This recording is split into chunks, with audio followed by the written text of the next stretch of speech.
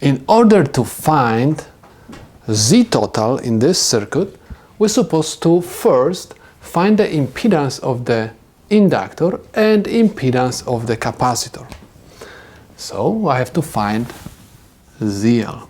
The formula for ZL says ZL is equal 2 pi FL. And you have to remember that there is always angle 90 degrees.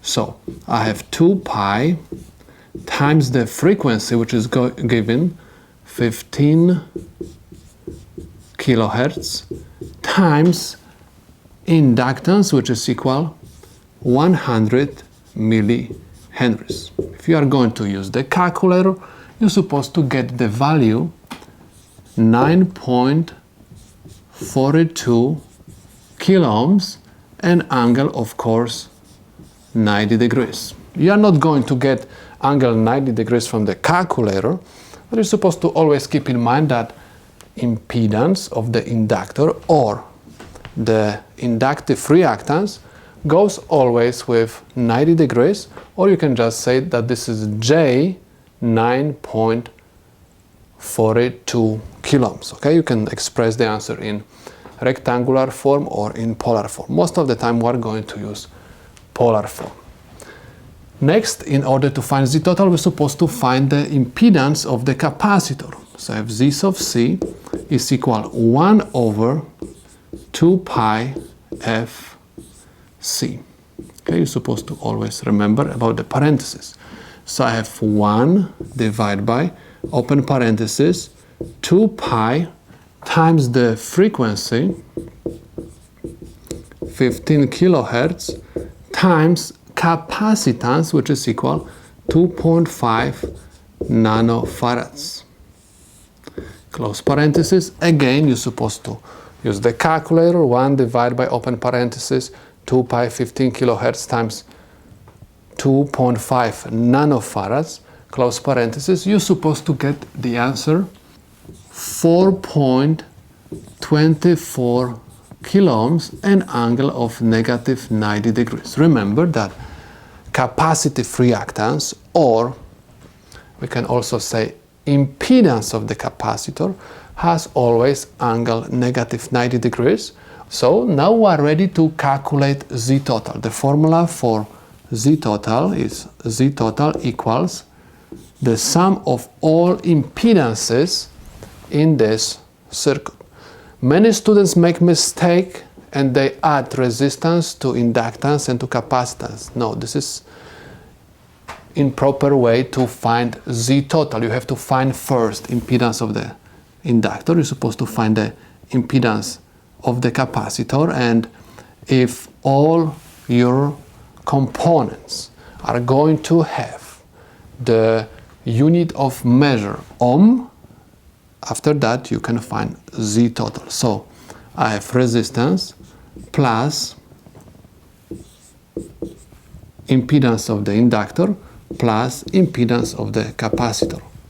Resistance is equal 5 kilo ohms plus impedance of the inductor, which is equal 9.42 kilo ohms and angle of 90 degrees, plus impedance of the capacitor, which is equal 4.24 kilo ohms and angle of negative 90 degrees.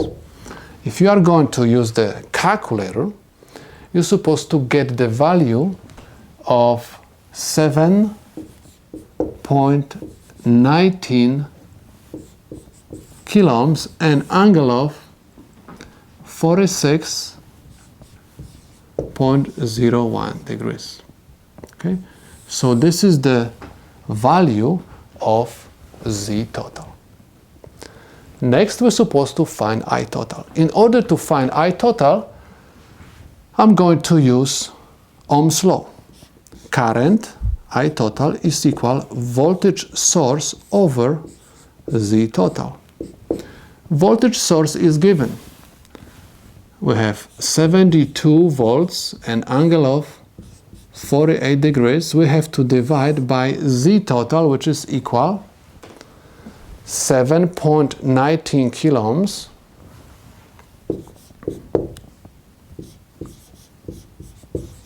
and angle of 46.01 degrees.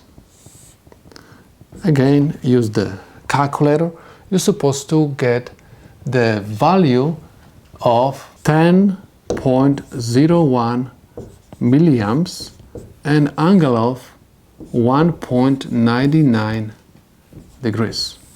So this is the value of my current. Okay, please keep in mind that this is series circuit, so there is basically just one current in this circuit. What I mean by that? I mean that I total is equal to IR is equal to IL and is equal to IC. So if someone is going to ask you what's the current which goes through the resistor or through the inductor or through the capacitor, you're supposed to say that this current is equal to I total. So basically this current will go through every single component. So next we're supposed to find the voltage across each component by using the voltage division law or voltage divider formula. We can say also like that. So in order to find voltage across the resistor, you're supposed to simply multiply voltage source times the resistance over Z total, where voltage source is equal 72 volts and angle of 48 degrees and multiply by resistance, which is equal 5 coulombs over Z total, which is equal 7.19 coulombs and angle of 46.01 degrees. Use the calculator and you're supposed to get the value of 50.07 volts and angle of 1.99 degrees. So this is the voltage across the resistor.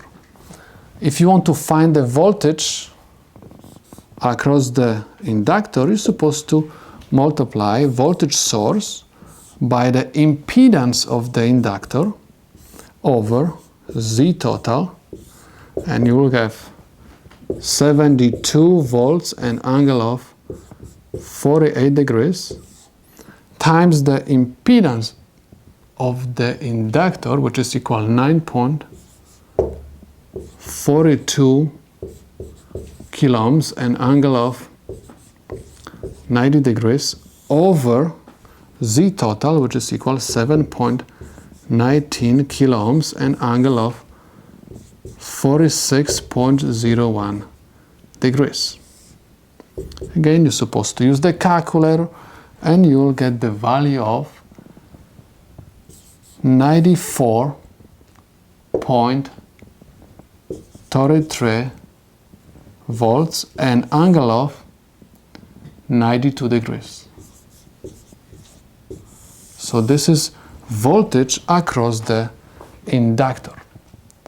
If you want to find voltage across the capacitor, supposed to write VC is equal voltage source times Z of C over Z total, which is equal 72 volts and angle of 48 degrees, open parenthesis, and we have impedance of the capacitor, which is equal 4.24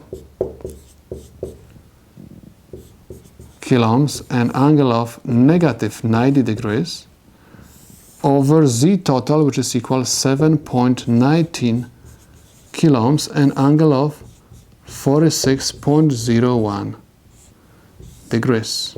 And this is equal 42.45 5 volts and angle of negative 88.01 degrees. So this is the voltage across capacitor. Now we can say that the problem is solved. But before you are going to say, okay, this is my final answer, you're supposed to verify if whatever we have calculated is correct. How we can do that? We're supposed to simply apply KVL, Kirchhoff voltage law, which says that the sum of voltage drops across each component in the series circuit has to be equal to the voltage source. So I'm going to write, like always, formula first. Voltage source is equal to voltage across the resistor plus voltage across the inductor plus voltage across the capacitor. So I'm going to have VR 50.07 volts and angle of 1.99 degrees plus VL, which is equal 94.33 volts and angle of 92 degrees plus VC 42.45 volts and angle of negative 88.01 degrees. Again, you're supposed to use the calculator and you're supposed to obtain the value of 72.08 volts and angle of 48.01 degrees.